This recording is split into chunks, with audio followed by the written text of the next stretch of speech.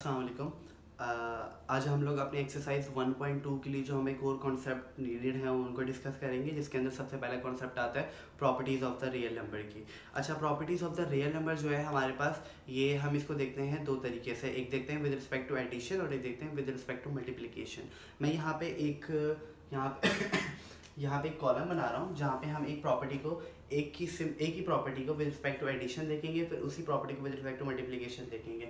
यहाँ पे मैं लिख रहा हूँ विद रिस्पेक्ट टू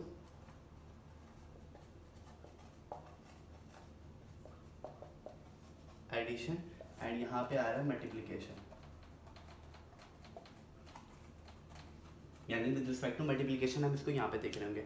सबसे पहले हमारे पास आती है क्लोजर प्रॉपर्टी। क्लोजर प्रॉपर्टी हमारे पास आती है, तो मैं बात करता हूँ क्लोजर प्रॉपर्टी की। तो क्लोजर प्रॉपर्टी क्या होती है? यहाँ पर सबसे पहली प्रॉपर्टी होती है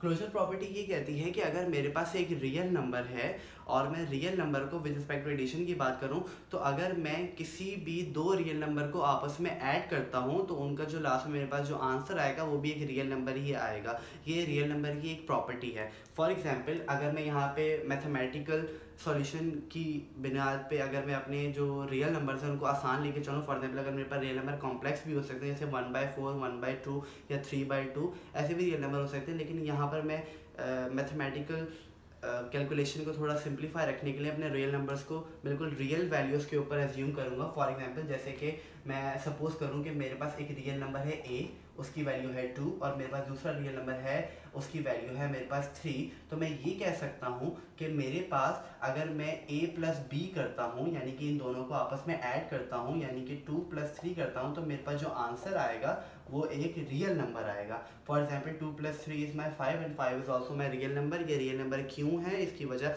मैंने अपनी प्रीवियस लेक्चर्स में बताई है, आप उसको एक दफ़ा गो थ्रू कर सकते हैं। उसके बाद एक और प्रॉपर्टी मैं अभी बता देता हूँ कि इसकी वजह क्या होती है कि ये नंबर नॉन टर्मिनेटिंग है, नॉन रिकरिंग नंबर है। इसकी वजह से मैं कह सकता हूँ कि ये मेरे पास रियल नंबर है। ठीक है, उसके बाद आगे चलते हैं, मल्टीप्लिकेशन पे क्लोजर प्रॉपर्टी को देखते हैं। मल्टीप्लिकेशन पे जो क्लोजर प्रॉपर्टी होती है वो ये कहती है कि अगर मैं इन्हीं दो नंबर को आपस में मल्टीप्लाई करूं तो मेरे पास जो आंसर आएगा वो भी एक रियल नंबर आएगा। फॉर एग्जांपल, अगर मैं 2 को 3 से मल्टीप्लाई करता हूं तो I know my answer will be 6। सही है, और 6 जो है वो आल्सो 6 जो है वो खुद से एक रियल नंबर है। ठीक है, अब हम सेकेंड प्रॉपर्टी की तरफ मूव करते हैं। सेकेंड प्रॉपर्टी है मेरे पास कम्यूटेटिव प्रॉपर्टी।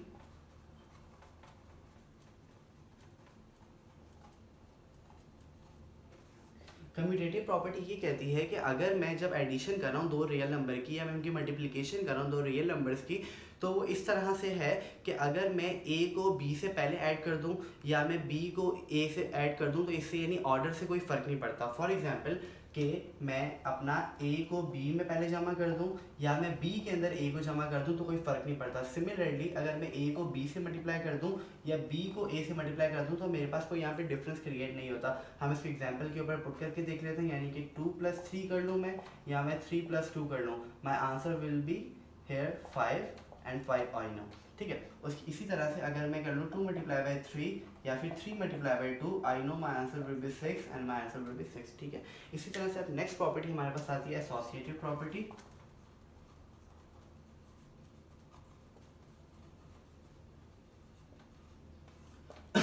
अच्छा, एसोसिएटिव प्रॉपर्टी ये कहती है, अब हम यहाँ पे ना अपने तीन रियल नंबर्स को यूज़ कर रहे होंगे। फॉर एग्जांपल, ए और बी की जो वैल्यू मैंने आपको सपोज करवा दी, और मैं यहाँ पे अगर आपको सी की वैल्यू भी सपोज करवा दूँ, सी की वैल्यू सपोज कर रहे हैं यहाँ पे फॉर दिस एग्जांपल 3। ठीक है, एसोसिएटिव प्रॉपर्टी की कहती है कि अगर मैं पहले ए और बी को सॉल्व कर लूँ, यानी कि ब्रैकेट का मतलब होता है कि हम ब्रैकेट की वैल्यू को पहले सॉल्व करेंगे, इसका जो आंसर है उसके अंदर मैं सी को ऐड कर लूँ, या फिर मैं पहले बी और सी को ऐड कर लूँ, इसको सॉल्व करने के बाद जो आंसर आए उसके अंदर मैं अगर ए को ऐड कर दूँ तो मेरा आंसर बिल्कुल सेम रहेगा।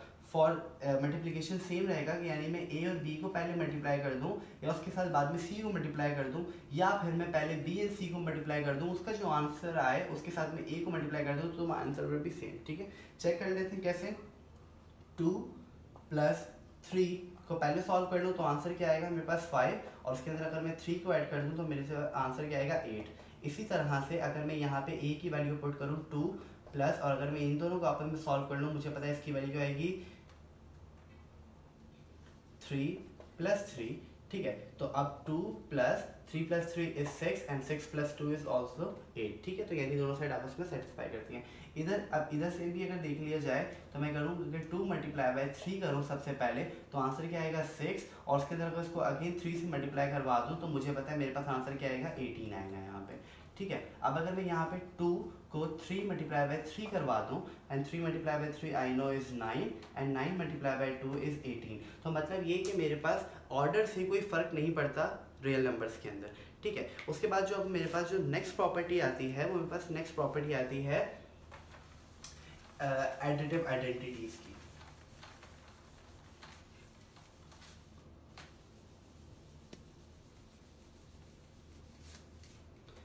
इसके लिए जो इसका नाम होगा प्रॉपर्टी का, इस प्रॉपर्टी का नाम होगा एडिटिव आइडेंटिटी, एंड इसके लिए जो नाम होगा वो होगा मल्टीप्लिकेटिव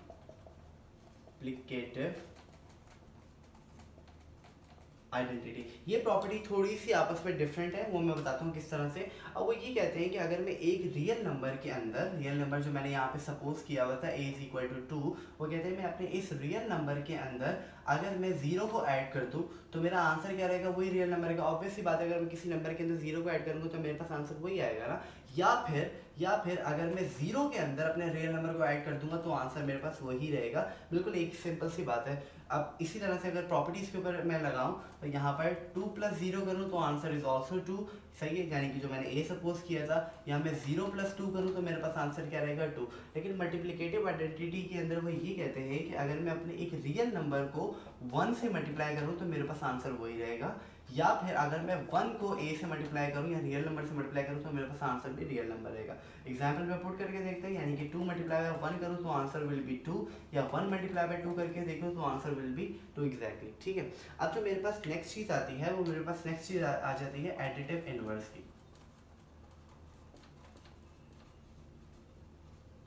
अच्छा, एडिटिव इनवर्स के अंदर वो ये कहते हैं कि अब ना मुझे इनवर्स लेना है, सही है। मतलब कि अगर मैं अपने एक रियल नंबर को ऐड करूं उसके इनवर्स के साथ। अब मुझे बताइए एडिशन का इनवर्स क्या होता है, सब्ट्रैक्शन, ठीक है।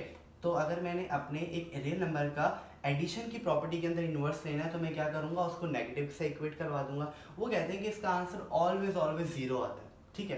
कैसे हम चेक कर लेते हैं, मुझे पता है ए प्लस माइनस माइनस ए से ए कैंसिल होकर मेरे पास आंसर क्या आ जाएगा 0, यानी रियल नंबर से रियल नंबर आपस में कैंसिल हो जाएगा।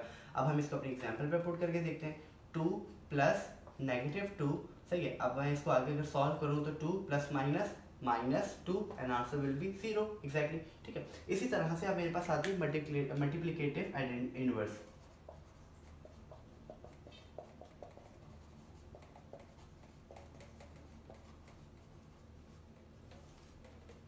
मल्टीप्लिकेटिव इनवर्स क्या कहता है कि अगर मैं अपने एक रियल नंबर को मल्टीप्लाई करूँ उसके इनवर्स से। अब मुझे बताइए मल्टीप्लाई का इनवर्स क्या होता है, एडिशन होता है ना ऑब्वियसली। तो अब मैं अगर इसको मल्टीप्लाई का इनवर्स क्या होता है, डिवीजन होता है मेरे पास, सही है। तो अगर मैंने अपने एक रियल नंबर का एडिशन की प्रॉपर्टी के अंदर इनवर्स लेना है तो मैं क्या करूँगा, उसका रेसिप्रोकल या उसको डिवाइड के अंदर भेज दूंगा, सही है। तो कहते हैं इसका आंसर ऑलवेज ऑलवेज 1 आता है। कैसे कि अगर मैं इन दोनों को आपस में कैंसिल कर दूंगा, जाहिर बात है। एग्जाम्पल पुट करके देखते हैं, 2 मल्टीप्लाई बाय 1 मल्टीप्लाई बाय 2, सही है। तो 1 2 से मल्टीप्लाई होगा 2 मल्टीप्लाई बाय 2 एंड 2 से 2 कट के आंसर क्या आएगा 1। तो ये प्रॉपर्टी भी मेरे पास क्या हो गई, ये सेटिस्फाई हो गई। अब मेरे पास एक लास्ट प्रॉपर्टी बचती है जो कि इन दोनों की कॉम्बिनेशन से बनती है। आपको अक्सर उसका आप लोगों ने नाम सुना होगा, डिस्ट्रीब्यूटिव प्रॉपर्टी।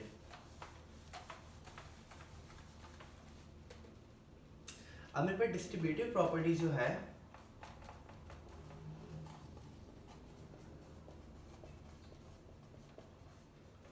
डिस्ट्रीब्यूटिव प्रॉपर्टी जो मेरे पास सबसे पहले आती है वो आती है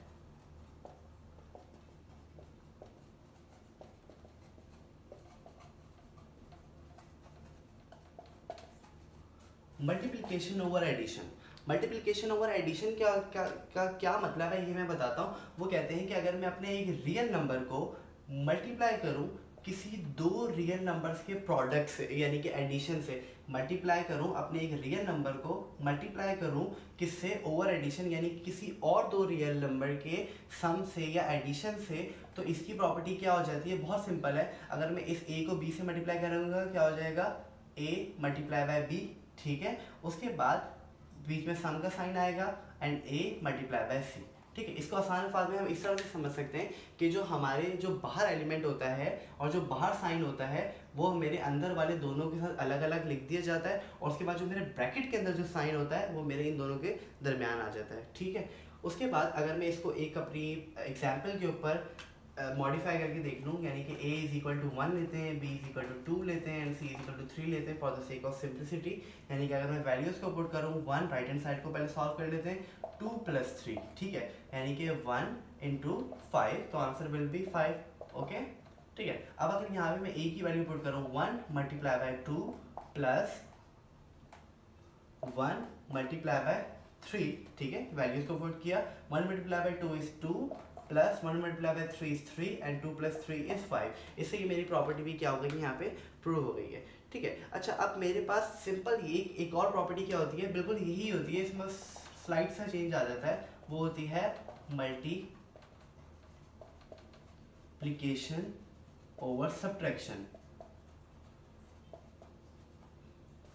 मतलब अब जो मेरे पास बीच में एडिशन आ रहा था उसकी जगह सब्ट्रैक्शन आ जाएगा, कोई भी चेंज नहीं आएगा, यानी A B minus C is equal to A B minus B C. ठीक है, अब अगर मैं वैल्यूज़ को दोबारा यहाँ पे सब्स्टिट्यूट करके देखूँ कि 1 2 - 3 is equal to 1 × 2 minus 1 × sorry यहाँ पे आएगा मेरे पास ए सी, सॉरी, ठीक है, 1 × 3। ठीक है, अब यहाँ पे 1 and this is -1 1 - 1 -1, ठीक है, and 1 to the 2 and -3 2 - 3 is -1। यहाँ से भी मेरी दोनों साइड्स बराबर आ गई हैं, इस वजह से मैं कह सकता हूँ ये प्रॉपर्टी फिर मेरे पास प्रूव हो गई है।